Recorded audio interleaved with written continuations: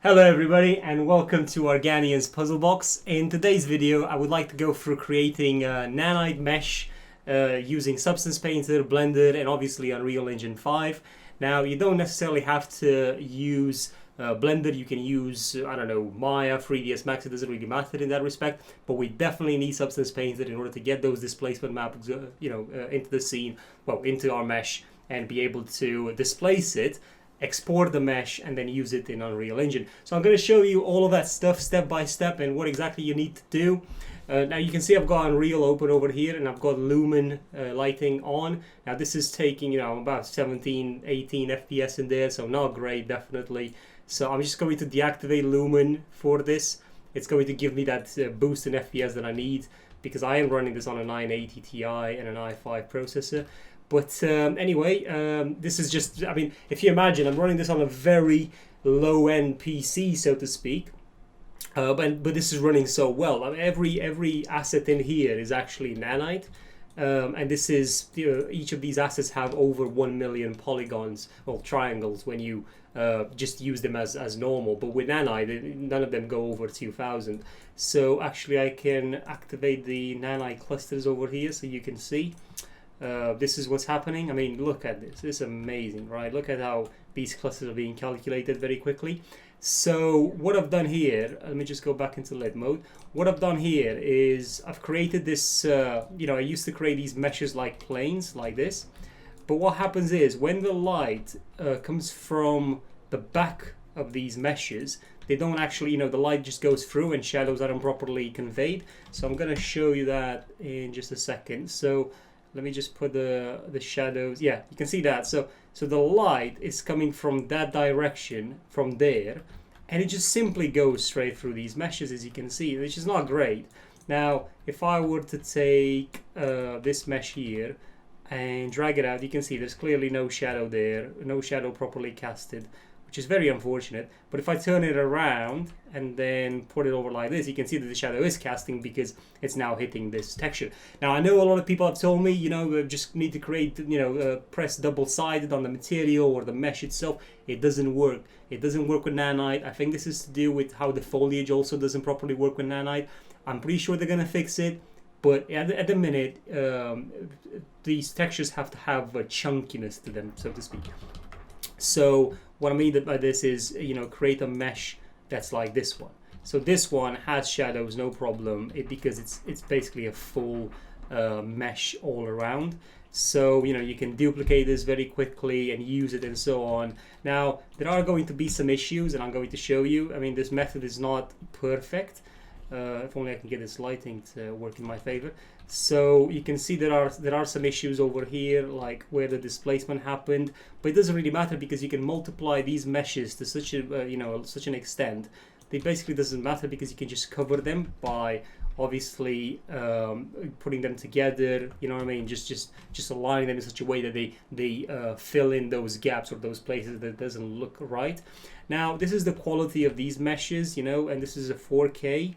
Now, if you go over here in my scene, I've actually got Quixel Megascan. I think this is from the Quarry one. So if you look at this, these aren't any higher fidelity either. This is the highest setting that you can get for these meshes. They're not made to look at from this, this close. They're actually made to look from a bit further away, something like this, so they look quite nice. And it's the same thing with these meshes here. So let's not waste any more time. Let's go into Blender and then we can go in Substance Painter and finish this off. As I've said, it doesn't take more than 5 minutes to make an asset of this quality and just bring it into your scene and use it in Unreal and do whatever the hell you want with it. Trust me, it's going to be fantastic. Okay, so now in Blender, what we need to do is just, well, actually, you know what? We'll use the default cube. It's the first time, Anyway, so we'll use the default cube. What I like to do first is just take the bottom off and delete it. Now this is probably going to take a bit more than 5 minutes just because I'm explaining what I'm doing, but you'll get the idea. Right, so we've got this cube, and obviously as we know, the cube is already UV mapped, but that doesn't really matter in this scenario. What we need to ensure is that all the edges are no longer hard edges. They're as beveled as not beveled, but more like they've got a clean and nice smooth transition. So first things first, let's just put the shade smooth on the cube, and then we can select all the faces and maybe do a subdivision if you want to. But what you can also do is add in some loop cuts, for example, if you want, and then start extruding areas like this, and you know, creating different sort of shapes. Really depends on what you want. But what I'm going to do is I'm just going to subdivide it a couple of times like that, for example, and then I'm just going to increase the size a bit, you know, make it something like that. And now I'm going to pick an area. So let's say I've picked this side right over here, and I'm going to ensure that I've got my what do you call it, proportional editing on. And with that selected, I can now start pressing G on the keyboard and just move the mesh about. I don't know, maybe get something like this. Just make sure you don't stretch it too much, because stretching will cause your textures not to look that great either. So just try and give it a rocky feeling. Look at some of the reference that you can find, but give it a sort of a rough you know, shape of how a rock would look like. And again, there's no good way of doing this, but just go around, play with it, and you know, experiment. It's very important to experiment on this until you get what the shapes that you want. Again, look at reference, very important. Right, okay, so we've got this shape over here, and now with it selected, I'm going to subdivide it. Maybe you know, I'm going to press over here, and I'm going to see how many times. So what I'm aiming for is roughly to get about 16,000 triangles, or roughly 8,000 polygons. So I don't know, let's try 5 times. Now 5 times is too much, so let's try 4 times. Yep, four times is the right number. Now, as you can see, what happened now, we basically have a problem because we've got all these hard edges. Now, it's not really a problem because we can add a modifier, which is the smooth modifier, and then go a factor of 4 and then repeat it 4 times. And this should give us a nice, you know, somewhat smooth surface.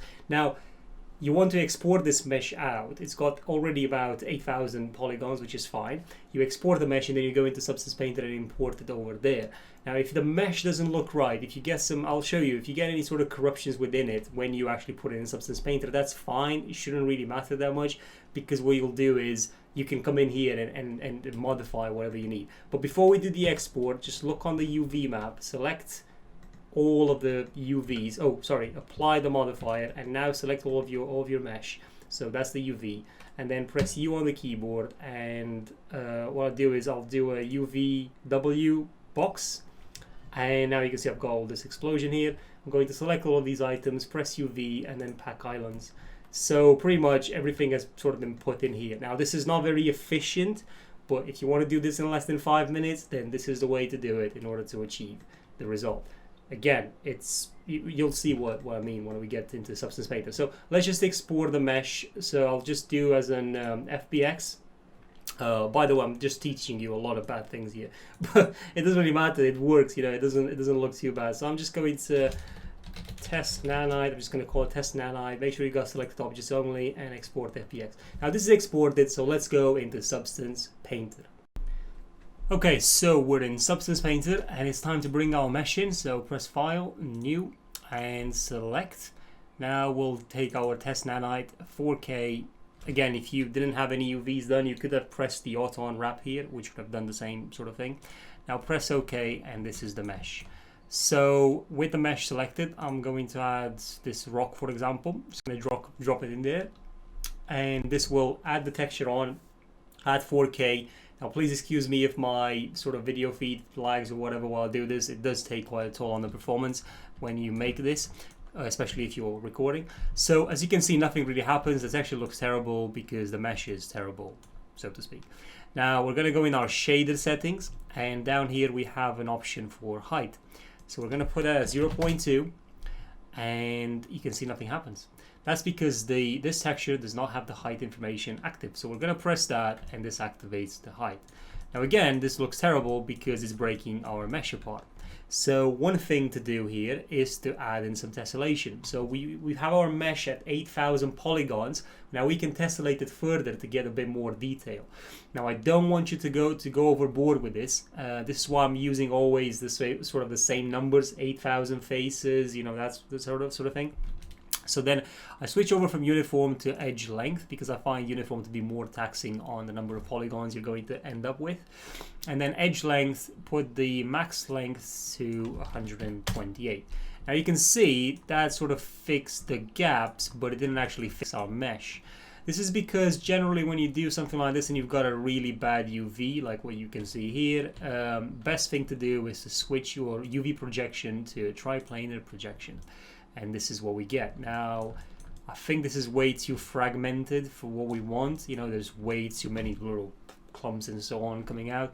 So what we can do is change the scale of the texture to a 0.5, for example, and that gives us a way better result overall. So what can we do then? We've switched it over to triplanar. That looks a lot better at a 0.5. But I don't see, you know, the detail on the rocks themselves isn't great, and this is a 4K texture. Now this is generally because the UV map isn't really it's not optimized, you know, but you could do that. But again, this workflow, Nanite and so on, it's not really, I don't think it's really made for that. I mean, sure, you know, you're a big game developer, of course you're going to put in the time to work out the UVs properly and so on.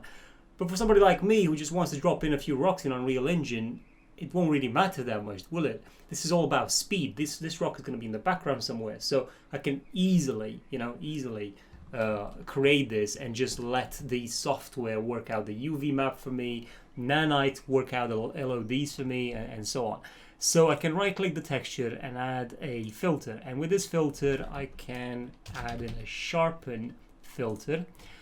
And this sharpen filter brings in some of the detail back. So I can increase the sharpen filter and just get this rock to look a bit more as it should.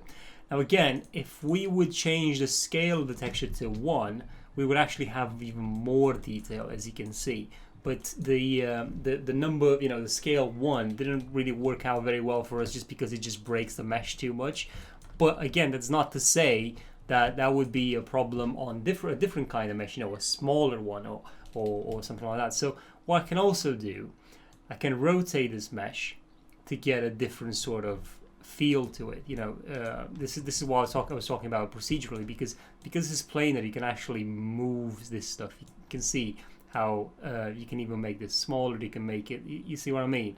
It's quite interesting. Well, you know, all the changes that you can make with the triplanar. So I can move this over like this, like so, and this is the sort of mesh I get. Now, okay, so let's say we've got the rock, we're happy with the rock, we don't want to add anything else, although you can add quite a few extra things on top, you know, more textures and so on.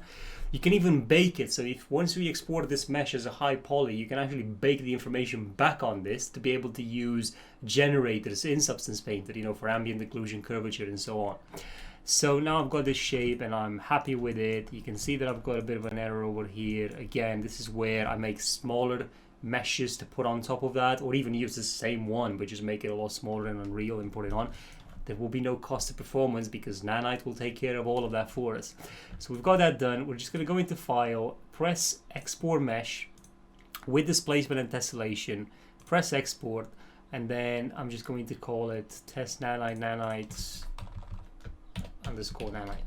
Okay, and there you can see it's got 819,000 triangles. That's how big this mesh will be, well, is after we've done what we've done. And now I can also export the textures, and I will use Unreal Engine 4 packed. I'm gonna make sure it's 4K, and I'm gonna put this in the same folder where I put the Nanite mesh. And I can press export over here, and that will be it. The textures will be exported, the mesh is exported. Pretty much now all I need to do is drag it into Unreal Engine and just use it over there. So we're just going to do that, and then I'll show you how that looks like as well. So we're now back in Unreal Engine, and it's time to bring our Nanite sort of mesh. Let me just work it out. Where did I put it? Right, so I put it in downloads over in here. So this is the Nanite mesh. Nanite. I'm just going to go in here. I've made quite a few of these. So I'm just going to make a new folder and call it test. Well, I'm just going to call it tutorial really. Okay, and I'm going to open this folder and then just drag in the mesh. Now with this being dragged in, the Unreal is going to ask me, do I want to build Nanite or not? If I choose not to, it will be a quick import. If I choose yes, then it will have to build the Nanite. Now this in general takes a bit of time, depending on how big the mesh is. My computer isn't actually the fastest computer on the planet, so it will probably take less than a minute for a mesh like this. But if it's something over 2-3 million triangles, then it could very well take 5 minutes to build Nanite. But once it's done, it's done. Unless you deactivate the option later on for that mesh, which will then sort of, well, the Unreal won't have to rebuild the whole Nanite if you deactivate it, but it will still take some time when you activate it back in if you deactivate it for that mesh. So once you bring the meshes, import this Nanite and so on, you bring in the textures, you create the material, put in the textures on, allocate the material over to the Nanite mesh, and then just drag in your mesh inside the world. And with that done, you're pretty much ready to go, ready to use. And again, you can see now the Nanite is finished, sort of, stuck on 100%, but still almost finished. Just give it a bit. But yeah, you bring in the mesh, then you can just start putting it around, multiplying it, and so on. I mean, I've tried multiplying these rocks, I don't know, over 500 times. I didn't get any dip in performance compared to what I was getting already. So it's solid, right? That's what I mean. It's solid. The performance is solid. So we've got the mesh in there. Let me just bring in the 3 textures. So I'll just drag in the textures now. These obviously import a lot faster. And then we can just create a new material, test texture, and then we double click it. And for some reason for me, Unreal Engine freezes. Well, everything freezes when I try to open a material for a few seconds. Yeah, I'm pretty sure it's frozen. So I'll just come back when it's out. The material on in here, let me just go into my folder, tutorial right there. I've got to make this a bit bigger, don't I? Right, so I've got these 3 textures. I can drag and drop them in here. And these are quite straightforward because they've been taken out of Substance Painter for Unreal. So this texture in particular is the if only it would say it's the base color. So I'm gonna bring this over in here, ignore my sloppiness, so normal in there, then R in the ambient, green's roughness, and blue and metallic. And that material is now ready, so we press apply and then we apply the material to our mesh. So I've double clicked the mesh in the in here in the collections thing, and this is the mesh over here. I'm just going to drag in the texture over on top. This will obviously load the texture and we will be able to see the mesh in all of its glory immediately after it loads. Honestly, I really need an upgrade, but with this pandemic I was just not able to do so. Okay, it's almost loaded. I've got this compiling shader in the background that's going on as well, which is really eating at my performance and at my sanity at the same time. I'm sure a lot of you out there know what I'm talking about. Okay, so we've got the texture. You can see the mesh. I don't know what you guys think, but I think this is looking like a very rockety rock sort of thing. Now I normally would have built this as a plane rather than this, but it's good. It's good. Okay, so now we're back in Unreal and I can just drag in this mesh.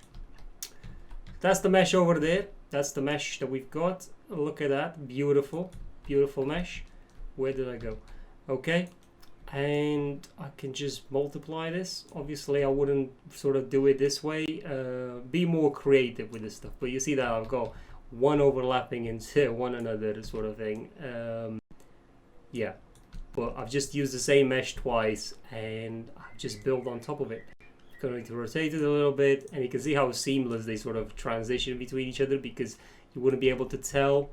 So yeah, mega structures in Nanite. So again, I hope you guys have enjoyed this tutorial. I sure love how this whole thing is shaping up. I'm going to build an entire world out of this. I'm going to make a few videos about it. I'm going to expand upon it quite heavily. Let me just deactivate Lumen. I don't want to kill my computer with this. I'm going to expand upon this idea quite a lot. I'm going to build a big world using this. I'm sure the performance is not going to be massive, a massive performance hit.